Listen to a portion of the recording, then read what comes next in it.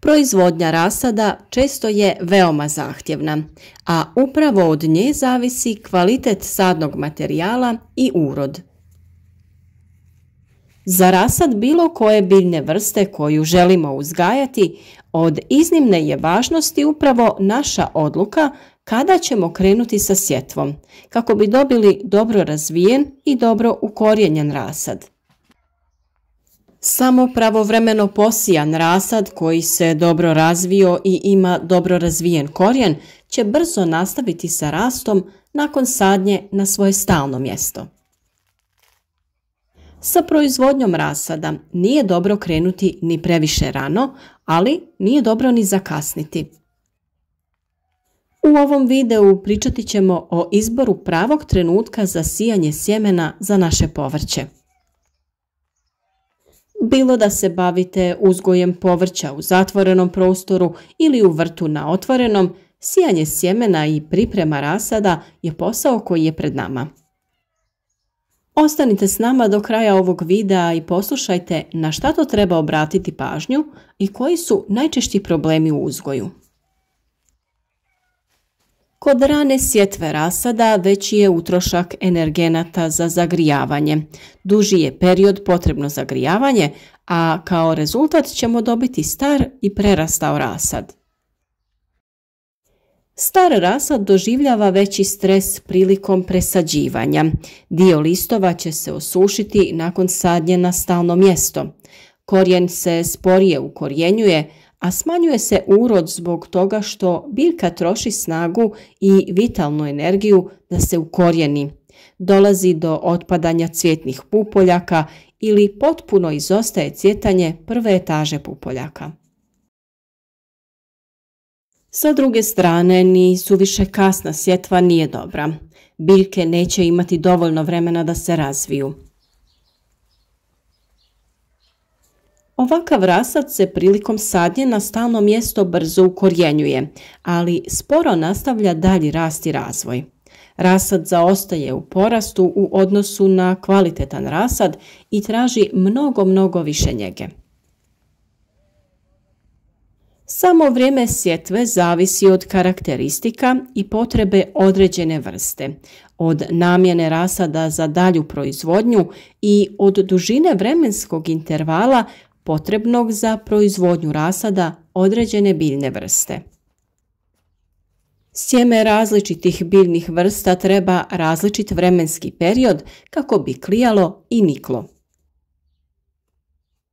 Također, različit je i vremenski period potreban za razvoj mladih biljaka nakon nicanja. Namjena rasada u velikoj mjeri utječe na vrijeme sjetve.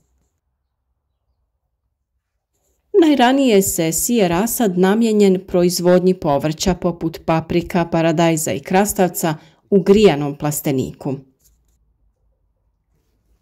Zatim rasad namijenjen proizvodnji u negrijanom plasteniku, a najkasnije se sije rasad namijenjen za proizvodnju na otvorenom. Za većinu biljnih vrsta rasadnička proizvodnja može biti rana, srednje rana i kasna. Neko opšte pravilo jeste da se rana sjetva rasada za različite biljne vrste obavlja otprilike krajem januara i početkom februara za sadnju u grijanim plastenicima. Srednje rana sjetva se obavlja krajem februara i početkom marta za sadnju u negrijanim plastenicima. Dok se kasna sjetva obavlja krajem marta ili početkom aprila za sadnju na otvorenom, to jest za sadnju u maju. Dužina tog rasadničkog perioda zavisi od biljne vrste i sortnih karakteristika, ali zavisi i od uslova rasadničke proizvodnje. Na vrstu i sortu ne možemo utjecati, ali možemo na uslove rasadničke proizvodnje. Dužina rasadničkog perioda obuhvata klijanje, nicanje, rast i razvoj mlade biljke spremne za sadnju. Za paradajz, papriku, plavi patliđan dužina rasadničke proizvodnje kreće se otprilike od 40 do 70 dana, za kupusnjače od 30 do 50 dana, dok za krastavac, dinju, lubenicu i tikve treba od 20 do 25 dana. Klijanje za različite vrste povrća pri optimalnim uslovima traje od 2 do 10 dana. Što je temperatura niža od optimalne, to je ovaj period duži, a sjeme je podložnije truljenju i propadanju. Sam period klijanja može se skratiti ako izvršite namakanje sjemena. Istovremeno se namakanje može izvršiti i dezinfekcija sjemena, kada sjeme potapamo u raznim čajevima poput onog od žalfije ili kamilice. Tokom perioda klijanja, nicanja i rasta rasada od iznimne važnosti je obezbijediti optimalne uslove u kojima se ove faze odvijaju. Posebnu pažnju treba posvetiti kvalitetu supstrata, temperaturi, svjetlosti i vlazi. Temperatura je naime jedan od osnovnih faktora rasadničke proizvodnje. Vrijednosti temperature se prilagođavaju zahtjevima biljne vrste i njene razvojne faze, ali na vrijednost temperature utječu i drugi faktori poput insolacije i vlažnosti.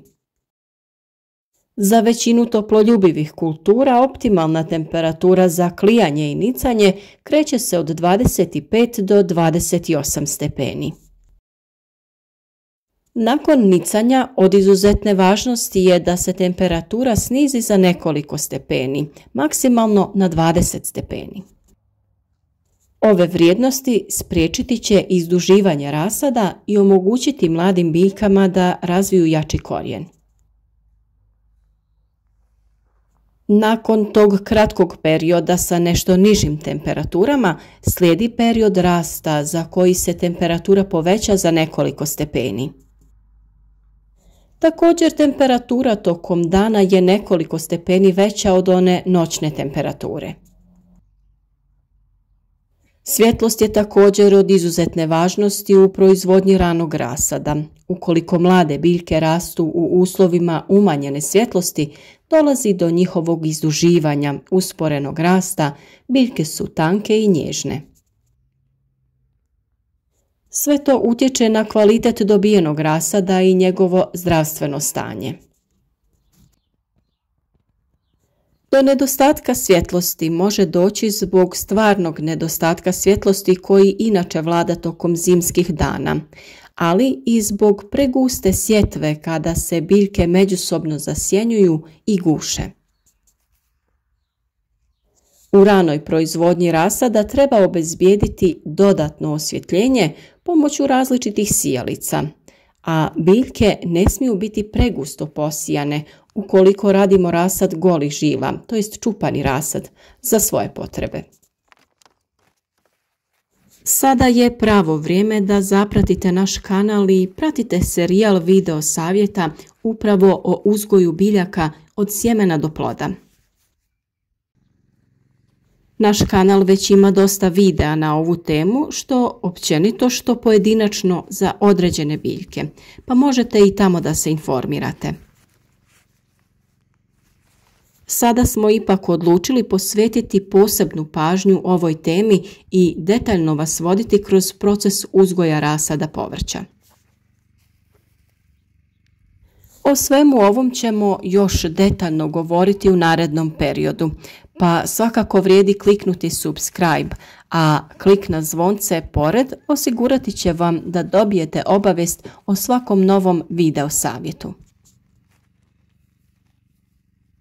Uz ove naše savjete vjerujem da ćete osigurati sebi uzgoj zdravih i jakih presadnica, a na kraju i biljaka u vašem vrtu. Sve ostalo vezano za uzgoj presadnica pratite u narednom periodu jer ćemo tome svemu detaljno posvetiti pažnju u sljedećim videima koje ćemo objavljivati na našem kanalu. Sigurni smo da ćete uz našu pomoć slijedeći ove korake sami uzgojiti jake i čvrste presadnice vlastitog povrća. Za sva dodatna pitanja uvijek nam se možete javiti u komentarima. Ne zaboravite ostaviti like i podržite naš rad tako što ćete podijeliti video na društvenim mrežama.